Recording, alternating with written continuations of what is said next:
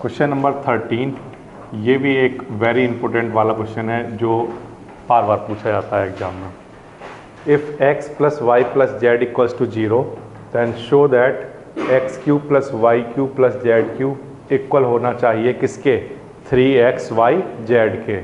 तो जब भी 3 क्यूब आते हैं कहीं पर भी किसी क्वेश्चन में, तो हमारे माइंड में सिर्फ एक आइडेंटिटी दिखती है, वो कौन सी है, 8th आइडेंटिटी। तो मैं यहाँ पर लिखता हूँ सबसे पहले फ्रॉम 8th आइडेंटिटी। ठीक है, 8th आइडेंटिटी है क्या? 8th आइडेंटिटी होती है X cube plus Y cube plus Z cube minus 3xy Z. ये होती है इसकी लेफ्ट हैंड साइड, और इसकी जो राइट हैंड साइड होती है वो इक्वल होती है x plus Y plus Z, और ब्रैकेट में इसमें होता है X square plus Y square plus Z square, minus में आता है इसमें X Y Y Z and Z X. ये मैंने आपके सामने बोर्ड पर लिख दी 8th आइडेंटिटी।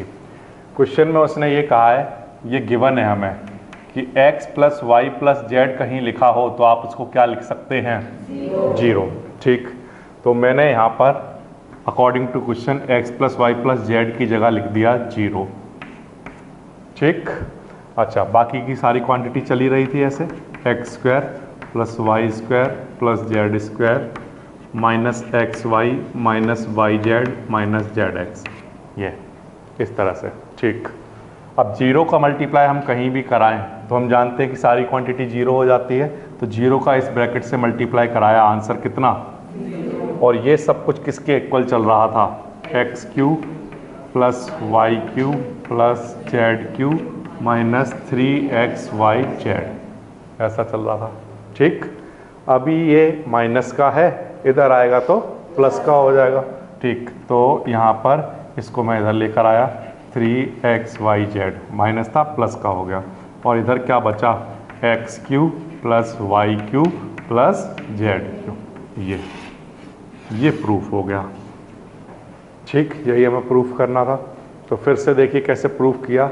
8th आइडेंटिटी लिखी, वहाँ पर x plus Y plus Z की जगह क्या लिख दिया, 0 का मल्टीप्लाई करा दिया, सब 0 हो गया।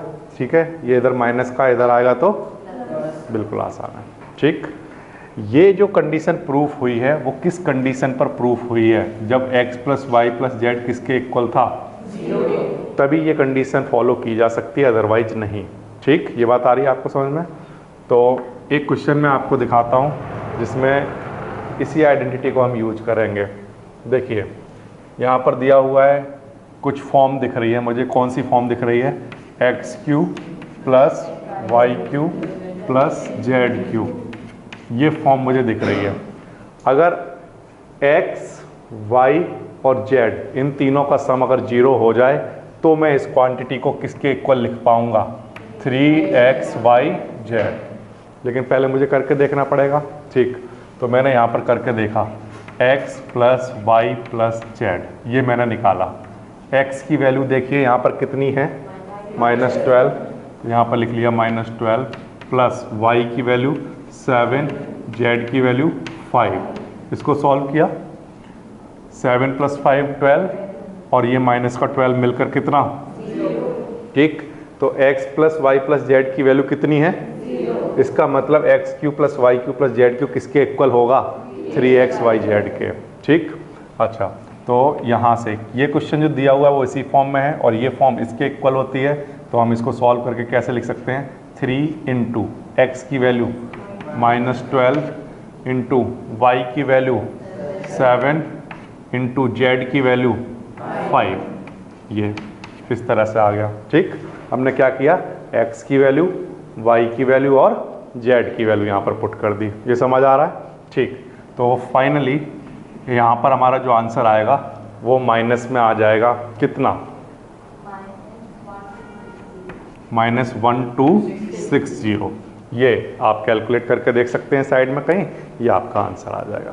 ठीक है, अच्छा, सिमिलरली एक और क्वेश्चन देखिए, ये भी हमने देखा, ये मुझे फॉर्म मिली x cube plus Y cube plus Z cube, ये फॉर्म मिली।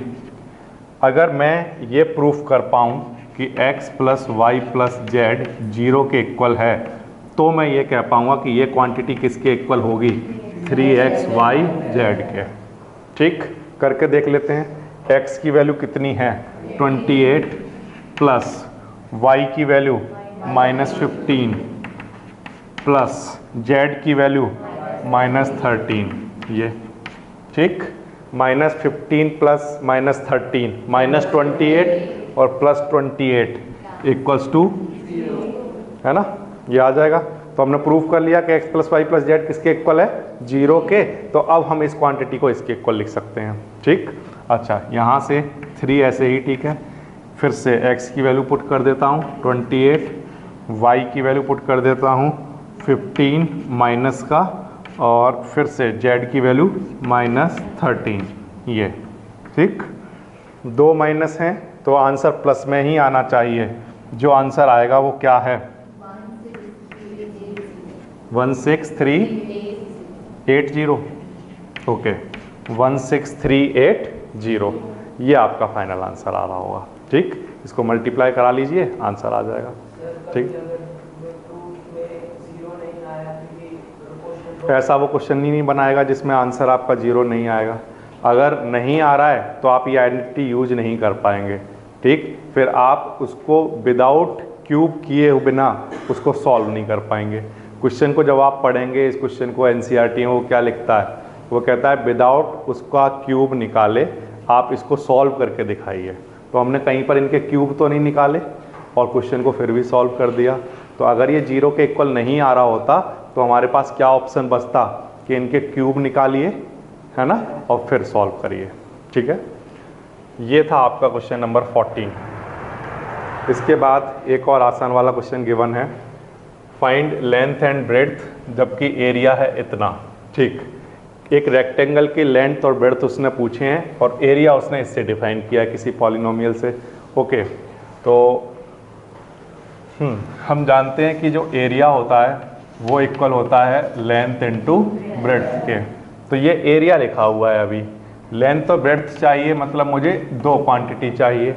और जब भी इस तरह का पॉलिनोमियल मेरे सामने आता है तो ये 2 क्वांटिटी कैसे आती हैं, आंसर है इसका फैक्टराइजेशन करके। अगर मैं इसके फैक्टर निकाल दूं तो 2 ब्रैकेट मिल जाएंगे मुझे। ठीक, तो इसका सबसे पहले फैक्टर कराने के लिए क्या करते हैं, आपको याद है स्प्लिट द मिडिल टर्म आपको सिखाया था, वो आपको यहाँ पर करना है। तो इसके लिए हम क्या करते हैं, जो यहाँ पर नंबर लिखा होता है ना उसका मल्टीप्लाई यहाँ पर कराते हैं। ठीक, 25 × 12 कितना आया, 300। जो आंसर आया है, फिर से लिख देता हूँ, 25 × 12 कराया था मैंने, उसका आंसर कितना आया, जो आंसर आया है मैंने उसके फैक्टर करा रहा हूँ मैं उसके। ठीक है, इस तरह से।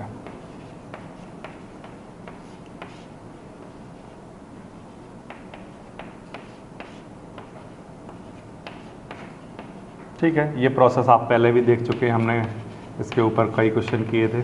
ये हमारे पास कुछ नंबर्स आए, इन नंबर्स को ऐसे सेलेक्ट करना है सच दैट प्लस या माइनस करके क्या आए, 35।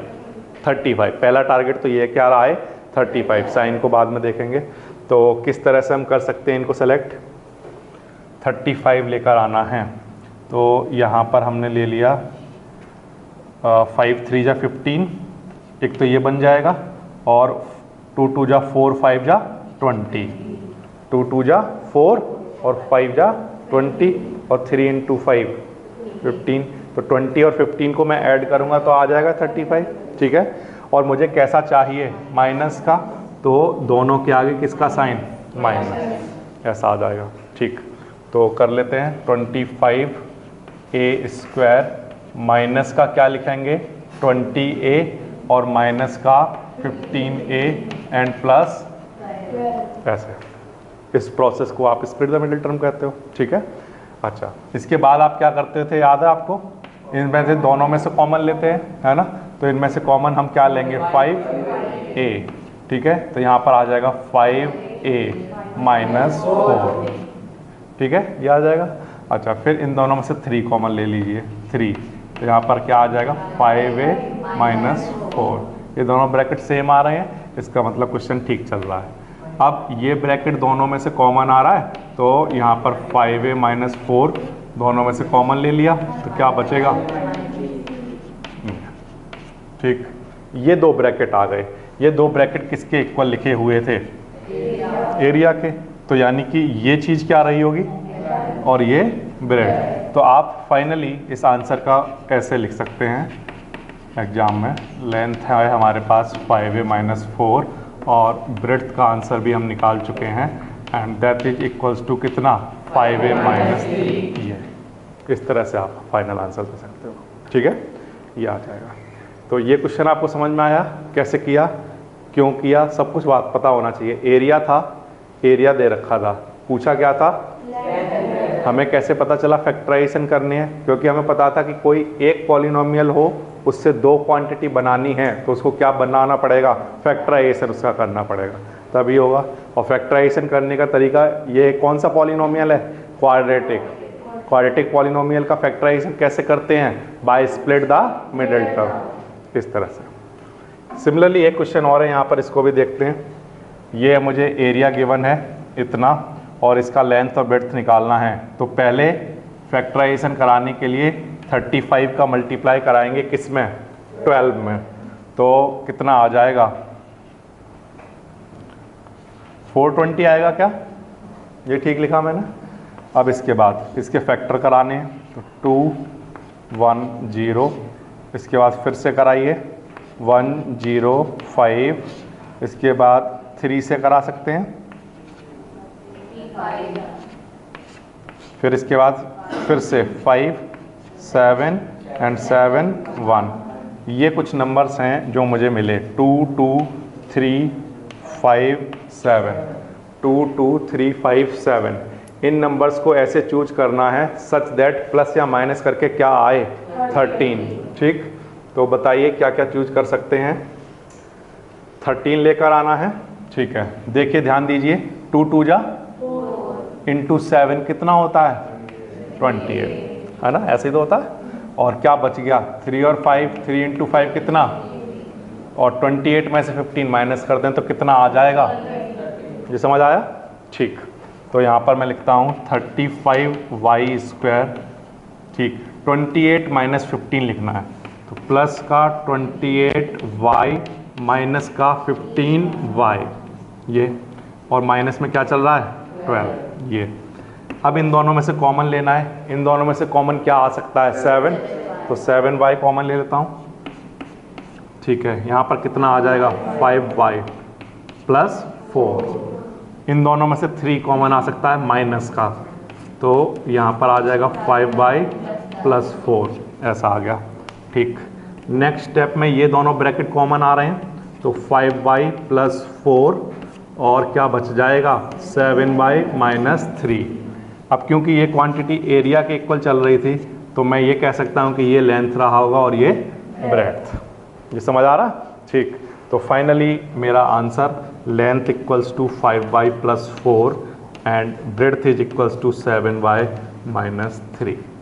ठीक, किसी बच्चे के ब्रैकेट ये आगे पीछे आ रहे हों, किसी बच्चे ने ये लेंथ लिख दिया, ये ब्रेड्थ ले लिया, कोई फ़र्क नहीं पड़ता उससे। ठीक है, क्वेश्चन नंबर है 16। क्वेश्चन नंबर 16 में उसने एक क्यूब का वॉल्यूम गिवन है। क्यूब का वॉल्यूम उसने दे दिया और उसने पूछा है लेंथ, ब्रेड्थ और हाइट। ये 3 चीज़ें हमें निकालनी है। ठीक, तो 3 क्वांटिटी चाहिए, एक चीज़ गिवन है वॉल्यूम, और 3 क्वांटिटी चाहिए। ठीक, तो कोई भी अगर हमारे पास पॉलिनोमियल गिवन हो और उसको स्प्लिट करना हो, तो उस प्रोसेस को हम क्या कहते हैं? फैक्टराइजेशन। क्या कहते हैं?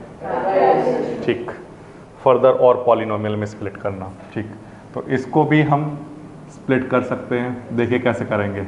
यहाँ से कुछ कॉमन आ रहा है, क्या? और क्या कॉमन आ रहा है? x। ठीक है, 3 और x कॉमन आ गया। अब यहाँ क्या बचा? माइनस, ये तो बचा, 3 कॉमन ले लिया और x कॉमन ले लिया। 3x से इसको डिवाइड किया तो x आया, 3x से इसको डिवाइड किएंगे तो 4 आ जाएगा। ठीक, अब देखो 3 चीज़ें मल्टीप्लाई में आ चुकी हैं। 3 मल्टीप्लाई में x मल्टीप्लाई में और ये सब कुछ किसके इक्वल चल रहा था? तो इसका मतलब इनमें से एक चीज़ एक और एक, अब इनमें से किसी का भी नाम लेंथ ब्रेड्थ हाइट दे सकते हैं। मैंने तो अपने हिसाब से लिखा लेंथ 3, ब्रेड्थ x और हाइट x माइनस 4। ये इसके आंसर आ जाएंगे। ठीक है, आप किसी को भी लेंथ ब्रेड्थ और हाइट नाम दे सकते हैं। ठीक, ओके। इसके बाद सिमिलरली एक और क्वेश्चन गिवन है, देखिए ध्यान दीजिए। इन सब में से क्या कॉमन आ रहा है? 4, और क्या कॉमन आ रहा है? k।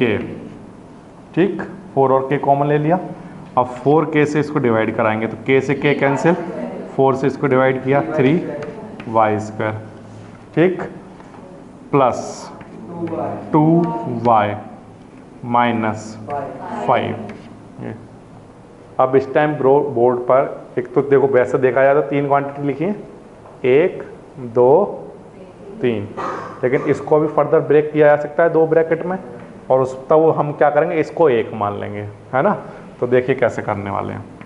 4k ऐसे ही, ठीक है। इसको स्प्लिट कर सकते हैं, तो स्प्लिट कराने के लिए 3 का मल्टीप्लाई किस में कराएंगे? क्या आ जाएगा? 15 आ जाएगा, है ना। अब 15 के फैक्टर कराएंगे, 2 नंबर मिले, इनको प्लस या माइनस करके क्या आना चाहिए? 2। तो 5 में से 3 माइनस कर दें तो आ जाएगा 2।